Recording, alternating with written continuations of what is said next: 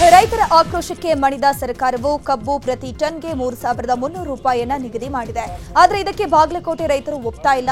3,500 ರೂಪಾಯಿ ಬೆಲೆ ನಿಗದಿಗೆ ಪಟ್ಟು ಹಿಡಿದು ಪ್ರತಿಭಟನೆ ಮುಂದುವರೆಸಿದ್ದಾರೆ. ಸಂಗೊಳ್ಳಿ ರಾಯಣ್ಣ ವೃತ್ತದಲ್ಲಿ ಪ್ರತಿಭಟನಾ ವೇದಿಕೆ ಹಾಕಿದ್ದು ಇಂದು ಸಂಜೆ ಮುಧೋಳದ ಜಿಎಲ್ಬಿಸಿ ಐಬಿ ಆವರಣದಲ್ಲಿ ಅನ್ನದಾತರು ಸಭೆ ನಡೆಸಲಿದ್ದಾರೆ. ಸಂಜೆವರೆಗೂ ದರ ನಿಗದಿಗೆ ಸರ್ಕಾರಕ್ಕೆ ಗಡುವು ನೀಡಿದ್ದಾರೆ. ಸಕ್ಕರೆ ಸಚಿವರ ಉಸ್ತುವಾರಿ ಜಿಲ್ಲೆಯಲ್ಲಿ ಮತ್ತೊಂದು ಹಂತದ ಪ್ರತಿಭಟನೆಗೆ ಮುಂದಾಗಿದ್ದಾರೆ. ಎಫ್ಆರ್ಪಿ ದರ ನಿಗದಿಯಲ್ಲಿ ಅನ್ಯಾಯ ಆಗ್ತಾ ಇದೆ ಅಂತ ಆರೋಪ ಮಾಡಿ ಹಾವೇರಿ ನಗರದಲ್ಲಿ ಜಿಲ್ಲಾ ಕಬ್ಬು ಬೆಳೆಗಾರರ ಸಂಘದಿಂದ ಪ್ರತಿಭಟನೆ ಮಾಡೋಕೆ ಸಜ್ಜಾಗಿದ್ದಾರೆ. ಹಾವೇರಿಯಲ್ಲಿ ರಿಕವರಿ ಲ್ಯಾಬ್ ಸ್ಥಾಪಿಸಿ ಪಾರದರ್ಶಕ ಎಫ್ಆರ್ಪಿ ದರ ನಿಗದಿಗೆ ಒತ್ತಾಯ ಮಾಡಿದ್ದಾರೆ. ಕಬ್ಬು ಬೆಳೆಗೆ ಬೆಂಬಲ ಬೆಲೆ ಘೋಷಿಸುವಂತೆ ಆಗ್ರಹಿಸಿ ರೈತರು ಪ್ರತಿಭಟನೆ ನಡೆಸಿದ್ರು. ರೈತರ ಪ್ರತಿಭಟನೆಗೆ ಮಾಡಿದ ಸರ್ಕಾರವು ಬೆಂಬಲ ಬೆಲೆಯನ್ನ ಘೋಷಣೆ ಮಾಡಿತು. ಈ ಹಿನ್ನೆಲೆ ರೈತರು ಹೋರಾಟವನ್ನು ಕೈಬಿಟ್ಟಿದ್ದಾರೆ. ಇನ್ನು ನಿನ್ನೆಯಿಂದಲೇ ರೈತರು ಕಬ್ಬು ಕಟಾವು ಶುರು ಮಾಡಿದ್ದಾರೆ.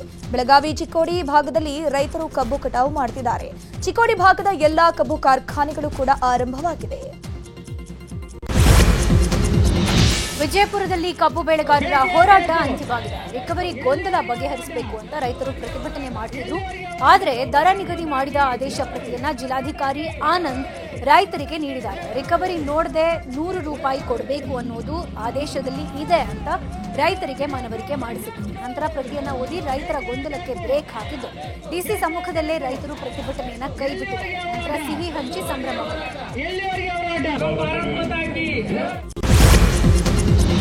ಚಿಕ್ಕೋಡಿಯ ಸಕ್ಕರೆ ಕಾರ್ಖಾನೆಯೊಂದು ಸರ್ಕಾರ ಘೋಷಣೆ ಮಾಡಿದ ಬೆಲೆಗಿಂತ 50 ರೂಪಾಯಿ ಹೆಚ್ಚಿಗೆ ಬೆಲೆ ಘೋಷಣೆ ಮಾಡಿದೆ.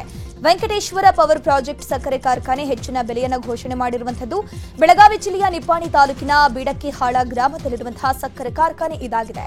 ಸದ್ಯ ಸರ್ಕಾರವು 3,300 ರೂಪಾಯಿ ಘೋಷಣೆ ಮಾಡಿದರೆ ಈ ಕಾರ್ಖಾನೆ ಮಾತ್ರ ಪ್ರತಿ ಟನ್ ಕಬ್ಬಿಗೆ 3,350 ರೂಪಾಯಿಯನ್ನ ಘೋಷಿಸಿದೆ. ಈಗ ಜೈಲ್ ರಹಸ್ಯದ ಸುದ್ದಿಗಳನ್ನ ನೋಡ್ತಾ ಹೋಗೋಣ. ಜೈಲಿನಲ್ಲಿ ಕೈದಿಗಳಿಗೆ ರಾಜಾತಿಥ್ಯ ವಿಚಾರಕ್ಕೆ ಸಂಬಂಧಪಟ್ಟಂತೆ ಜೈಲಧಿಕಾರಿಗಳ ವಿರುದ್ಧ ಗೃಹ ಸಚಿವ ಪರಮೇಶ್ವರ್ ಕಿಡಿಕಾರಿದ್ದಾರೆ. ಬೆಂಗಳೂರಿನಲ್ಲಿ ಮಾತನಾಡಿದ ಅವರು, ದಯಾನಂದ್ ಜೊತೆ ನಿನ್ನೆ ಮಾತನಾಡಿದ್ದೀನಿ. ಪದೇ ಪದೇ ಇದು ನಡೀತಾನೆ ಇದೆ. ಯಾರು ಉಸ್ತುವಾರಿ ಇದ್ದಾರೆ ಅವರ ವಿರುದ್ಧ ಕ್ರಮ ಆಗಲೇಬೇಕು ಅಂತ ಹೇಳಿದ್ದೀನಿ. ಇದು ನಾನ್ಸೆನ್ಸ್. ಇದನ್ನೆಲ್ಲ ಸಹಿಸೋಕಾಗಲ್ಲ. ಎಡಿಜಿಪಿ ದಯಾನಂದ್ ಅವರಿಂದ ವರದಿ ಕೇಳಿದ್ದೇನೆ. ಈ ಸಂಬಂಧ ನಾನೇ ಅಧಿಕಾರಿಗಳ ಸಭೆ ಕರೀತೇನೆ. ಇದನ್ನು ನಾವು ಗಂಭೀರವಾಗಿ ಪರಿಗಣಿಸಿದ್ದು ದಯಾನಂದ್ ಬಳಿ ವರದಿ ಕೊಟ್ಟ ಮೇಲೆ ಪರಿಶೀಲನೆ ಮಾಡ್ತೇವೆ ಅಂತ ಹೇಳಿದ್ದಾರೆ.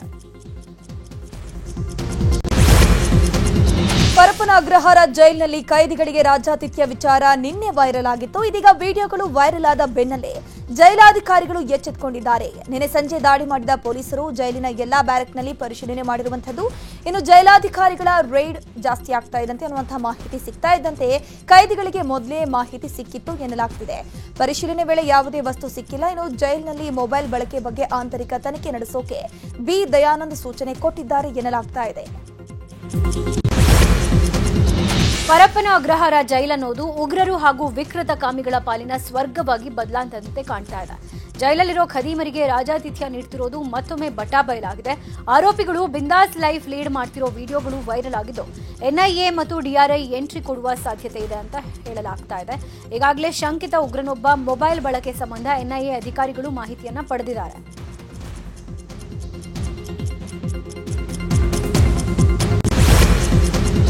ಈಗ ರಾಜ್ಯದ ಪ್ರಮುಖ ಸುದ್ದಿಗಳು.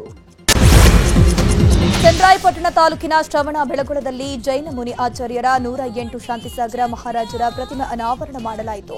ಉಪರಾಷ್ಟ್ರಪತಿ ಸಿಪಿ ರಾಧಾಕೃಷ್ಣನ್ ಪ್ರತಿಮೆ ಅನಾವರಣಗೊಳಿಸಿ ಜೈನ ಕಾಶಿಯ 4ನೇ ಬೆಟ್ಟಕ್ಕೆ ಶಾಂತಿಗಿರಿ ಅಂತ ನಾಮಕರಣ ಮಾಡಿದರು.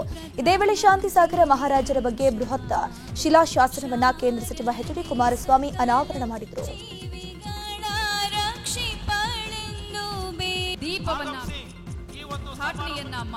ರಾಮ ಪರಂಜ್ಯೋತಿ ಕೋಟಿ ಚಂದ್ರಾದಿತ್ಯ ಕಿರಣ ಸುಜ್ಞಾನ ಪ್ರಕಾಶ ರಾಮ ಕುಟಮಣಿ ಶರಣಾಗು.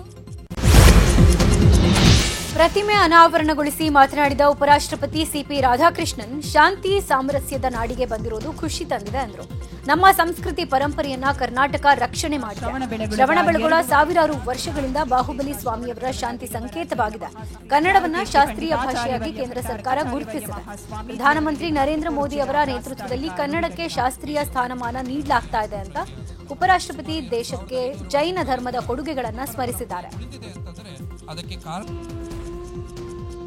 ದೇಶದಲ್ಲಿ ಕೇಂದ್ರ ಸರ್ಕಾರದ ಉಕ್ಕು ಮತ್ತು ಭಾರಿ ಕೈಗಾರಿಕಾ ಸಚಿವರಾಗಿ ಹಲವಾರು ಸನ್ಮಾನ್ಯ ಶ್ರೀ ಎಚ್ ಡಿ ಕುಮಾರಸ್ವಾಮಿ ಶ್ರವಣಬೆಳಗೊಳದ 2.5 ಇಂದು ಮೈಸೂರಿಗೆ ಉಪರಾಷ್ಟ್ರಪತಿ ರಾಧಾಕೃಷ್ಣನ್ ಭೇಟಿ ಕೊಡಲಿದ್ದಾರೆ. ಚಾಮುಂಡಿ ಬೆಟ್ಟಕ್ಕೆ ಉಪರಾಷ್ಟ್ರಪತಿ ಭೇಟಿಯನ್ನು ನೀಡುವುದರಿಂದ ಇಂದು ಮಧ್ಯಾಹ್ನ 2 ರಿಂದ 4 ಗಂಟೆ ತನಕ ಸಾರ್ವಜನಿಕರ ದರ್ಶನಕ್ಕೆ ನಿರ್ಬಂಧ ವಿಧಿಸಲಾಗಿದೆ. 4 ಗಂಟೆಯ ನಂತರ ಎಂದಿನಂತೆ ಸಾರ್ವಜನಿಕರಿಗೆ ದರ್ಶನಕ್ಕೆ ಅವಕಾಶ ನೀಡಲಾಗುವುದು ಅಂತ ಚಾಮುಂಡೇಶ್ವರಿ ಕ್ಷೇತ್ರ ಅಭಿವೃದ್ಧಿ ಪ್ರಾಧಿಕಾರದಿಂದ ಪ್ರಕಟಣೆಯನ್ನು ಹೊರಡಿಸಲಾಗಿದೆ. ಜಮೀನಿಗೆ ನುಗ್ಗಿದ ಕರಡಿಗಳು ಕಲ್ಲಂಗಡಿ ಬೆಳೆಯನ್ನ ನಾಶ ಮಾಡಿದೆ. ಕನಕಗಿರಿ ತಾಲೂಕಿನ ಬಸರಿಹಾಳ ಗ್ರಾಮದಲ್ಲಿ ಈ ಒಂದು ಘಟನೆ ನಡೆದಿದೆ. ಜಮೀನಿಗೆ ಹಾಕಿದ್ದ ನೆಟ್ ಹರಿದು ಒಳನುಗ್ಗಿದ ಕರಡಿ ಕಲ್ಲಂಗಡಿ ಹಣ್ಣನ್ನ ಹಾಳು ಮಾಡಿದೆ. ಕಲ್ಲಂಗಡಿ ಬೀಜ ತಯಾರಿಕೆಗೆ ಬೆಳೆದಿದ್ದ ಬೆಳೆ ಹಾಳಾಗಿರುವಂತದ್ದು. ನಿರಂತರ ಕರಡಿ ದಾಳಿಯಿಂದ ರೈತರು ಕಂಗಾಲಾಗಿ ಹೋಗಿದ್ದಾರೆ. ಕರಡಿ ಕಾಟ ತಪ್ಪಿಸುವಂತೆ ರೈತರು ಸರ್ಕಾರಕ್ಕೆ ಮನವಿ ಮಾಡಿಕೊಂಡಿದ್ದಾರೆ. ಮೈಸೂರಿನ ಮೊಳೆಯೂರು ವಲಯದಲ್ಲಿ ಮತ್ತೊಂದು ಹುಲಿ ಸೆರೆ ಹಿಡಿಯಲಾಗಿದೆ. ಸುಮಾರು 9 ವರ್ಷದ ಗಂಡು ಹುಲಿ ಇದೀಗ ಸಾಕಾನೆಗಳ ಸಹಾಯದಿಂದ ಸೆರೆ ಸಿಕ್ಕಿದೆ. ಹುಲಿ ಕುತ್ತಿಗೆ ಭಾಗದಲ್ಲಿ ಗಾಯಗಳಾಗಿವೆ. ಉರುಳಿಗೆ ಸಿಲುಕಿ ಗಾಯವಾಗಿರುವ ಶಂಕೆ ಇದೆ. ಸದ್ಯ ಹುಲಿ ಸೆರೆಯಿಂದ ರೈತರು ನಿಟ್ಟುಸಿರು ಬಿಟ್ಟಿದ್ದಾರೆ. ಸಿಲಿಕಾನ್ ಸಿಟಿಯಲ್ಲಿ ಅಪರೂಪದ ಹೆಬ್ಬಾವು ರಕ್ಷಣೆ ಮಾಡಲಾಗಿದೆ. ಮಾರತ್ತಹಳ್ಳಿಯ ಮನೆಯೊಂದರ ಬಳಿ ಬೃಹತ್ ಗಾತ್ರದ ಹೆಬ್ಬಾವೊಂದು ಕಾಣಿಸಿಕೊಂಡಿತ್ತು. ಹಾವು ನೋಡಿದ ಸ್ಥಳೀಯರು ಆತಂಕಗೊಂಡಿದ್ರು. ಕೂಡಲೇ ಸ್ನೇಕ್ ಕಾರ್ತಿಕ್ಗೆ ಸ್ಥಳೀಯರು ಕರೆ ಮಾಡಿದ್ದಾರೆ. ಸತತ 3 ಗಂಟೆ ಕಾರ್ಯಾಚರಣೆ ನಡೆಸಿದ ಬಳಿಕ ಬೃಹತ್ ಗಾತ್ರದ ಹೆಬ್ಬಾವನ್ನ ರಕ್ಷಣೆ ಮಾಡಲಾಯಿತು.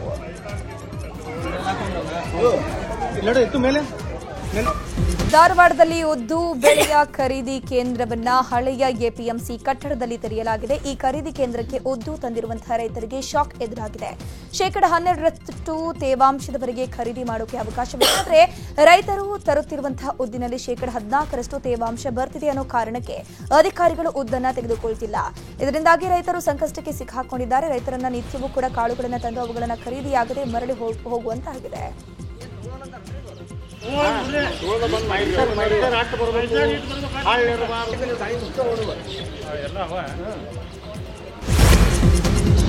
ಅಕ್ರಮ ಗೋಹತ್ಯೆ ತಡೆಗೆ ಮಂಗಳೂರು ಪೊಲೀಸರು ಹೊಸ ಅಸ್ತ್ರ ಉಪಯೋಗಿಸ್ತಾ ಇದ್ದಾರೆ. ಗೋಹತ್ಯೆ ಪ್ರತಿಬಂಧಕ ಕಾಯ್ದೆ ಬಗ್ಗೆ ಧಾರ್ಮಿಕ ಕೇಂದ್ರಗಳಲ್ಲಿ ಜಾಗೃತಿ ಮೂಡಲಾಗಿಸ್ತಾ ಇದೆ. ಇನ್ನು ದಕ್ಷಿಣ ಕನ್ನಡ ಜಿಲ್ಲೆಯ ಹಲವು ಮಸೀದಿಗಳಲ್ಲಿ ಜಾಗೃತಿ ಮೂಡಿಸೋಕೆ ಪೊಲೀಸರು ಮುಂದಾಗಿದ್ದಾರೆ. ಮುಸ್ಲಿಂ ಸಮುದಾಯದ ಮುಖಂಡರು ಯುವಕರಿಗೆ ಕಿವಿ ಮಾತು ಹೇಳುವಂತೆ ಮನವಿ ಮಾಡಲಾಗ್ತಾ ಇದೆ. ಆದರೆ ಈ ಬಗ್ಗೆ ವಿರೋಧಗಳು ಕೂಡ ವ್ಯಕ್ತವಾಗ್ತಾ ಇವೆ. ಧಾರ್ಮಿಕ ಸ್ಥಳದೊಳಗೆ ಗೋಹತ್ಯೆಯಂತಹ ಸೂಕ್ಷ್ಮ ವಿಷಯಗಳ ಮೇಲೆ ಅಪರಾಧ ಜಾಗೃತಿ ಕಾರ್ಯಕ್ರಮ ಸರಿಯಲ್ಲ ಅಂತ ಹಲವರು ಆರೋಪಿಸಿದ್ದಾರೆ. ಉತ್ತರ ಕನ್ನಡ ಜಿಲ್ಲೆಯಲ್ಲಿ 130 ಶಿಥಿಲಾವಸ್ಥೆಯ ಶಾಲಾ ಕಟ್ಟಡಗಳಿವೆ. ಈ ಕುರಿತು ಶಿಕ್ಷಣ ಇಲಾಖೆಯ ಸರ್ಕಾರದ ಗಮನ ಸೆಳೆಯೋಕೆ ನ್ಯೂಸ್ 18 ಕನ್ನಡ ಮಕ್ಕಳ ಜೀವಕ್ಕಿಲ್ವ ಗ್ಯಾರಂಟಿ ಅಂತ ಸುದ್ದಿ ಪ್ರಸಾರ ಮಾಡಿತ್ತು. ಸುದ್ದಿ ಪ್ರಸಾರ ಮಾಡಿದ ಒಂದೇ ತಿಂಗಳಲ್ಲಿ ಉತ್ತರ ಕನ್ನಡ ಜಿಲ್ಲಾ ಪಂಚಾಯತ್ನ ಹಲವು ಅನುದಾನ ಮತ್ತು ತಾಲೂಕು ಪಂಚಾಯತ್ ಅನುದಾನ ಹಾಗೆಯೇ ಸರ್ಕಾರದ ವಿಪತ್ತು ನಿರ್ವಹಣೆ ಅನುದಾನ ಬಳಕೆ ಮಾಡಿ ದುರಸ್ತಿ ಕಾರ್ಯ ಮತ್ತು ಹೊಸ ಕಟ್ಟಡ ನಿರ್ಮಾಣಕ್ಕೆ ಕ್ರಿಯಾ ಯೋಜನೆ ಮಾಡಲಾಗಿದೆ. ಇನ್ನು ಕೆಲವೇ ದಿನಗಳಲ್ಲಿ ಹೊಸ ಕಟ್ಟಡ ಕಾಮಗಾರಿ ಮತ್ತು ದುರಸ್ತಿ ಕಾರ್ಯ ನಡೆಯಲಿದೆ. ಇದು ನ್ಯೂಸ್ 18 ಕನ್ನಡದ ಸಾರ್ಥಕತೆಯ ವರದಿಯಾಗಿದೆ. ಬೆಂಗಳೂರಲ್ಲಿ ಬಸವನಗುಡಿ ಬಿಟ್ರೆ ಎರಡನೇ ಅತಿದೊಡ್ಡ ಕಡಲೆಕಾಯಿ ಪರಿಷೆ ಅಂದ್ರೆ ಮಲ್ಲೇಶ್ವರಂ ಕಡಲೆಕಾಯಿ ಪರಿಷೆ. ನಿನ್ನೆಯಿಂದ ಆರಂಭವಾಗಿರುವ ಕಡಲೆಕಾಯಿ ಪರಿಷೆ ಇವತ್ತು 2ನೇ ದಿನಕ್ಕೆ ಕಾಲಿಟ್ಟಿದೆ. ಕಾಡು ಮಲ್ಲೇಶ್ವರ ದೇಗುಲದ ಅಕ್ಕಪಕ್ಕದ ರಸ್ತೆಗಳಲ್ಲಿ ಕಡಲೆಕಾಯಿ ಪರಿಷೆ ನಡೀತಾ ಇದ್ದು ಜನಸಾಗರವೇ ಹರಿದು ಬರ್ತಿದೆ. ಇನ್ನು ನಾಳೆ ಕಡಲೆಕಾಯಿ ಪರಿಷೆ ಅಂತ್ಯವಾಗಲಿದೆ.